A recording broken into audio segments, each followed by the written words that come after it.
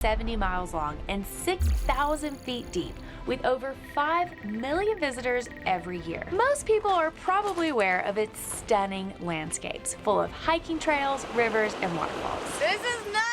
We still have a little ways to go. We're almost there. But what you might not know is that there's a tiny village of 208 residents located right in the heart of this massive canyon. And today, we're hiking 10 miles all the way to the bottom of the canyon to learn more about this secret village. Plus, of course, we'll explore some of the world's most epic waterfalls, all alone.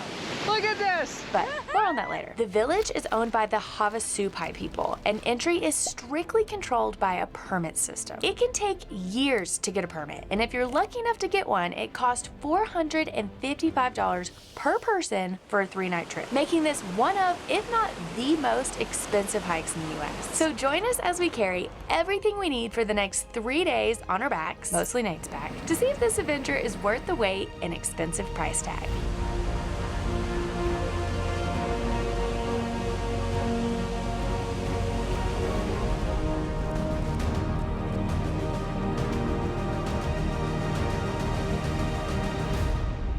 Don't fall.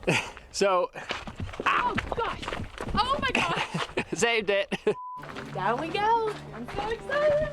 So not only is the Supai Village the only village in the bottom of the Grand Canyon, it's also the most remote village in the continental US. So we just drove through 2 hours of nothingness to get here, and now we're starting the hike down to the village. There's only 2 ways to get here. You can either take a helicopter, which is surprisingly affordable, or you can hike down like we're doing now. But I kind of feel like you'd be missing out on a big part of the experience if you didn't do the hike. So from here we have 8 miles until we get to the village, and then another 2 miles to get to the campground where we're gonna be spending the next 2 nights. So as I mentioned before, these permits are notoriously hard to get, especially if you wanna come in the spring, summer, or fall, because the idea of swimming in the waterfalls down at the bottom is super romantic, but we got tired of waiting around for permits, and they're pretty easy to grab in winter. We actually grabbed one 2 days ago, and there was tons of availability. So we're going in off season, which feels like a little bit of a risk, but I think it could have some benefits. First, in summer, this canyon can get up to 115 degrees, so most people start this 10-mile hike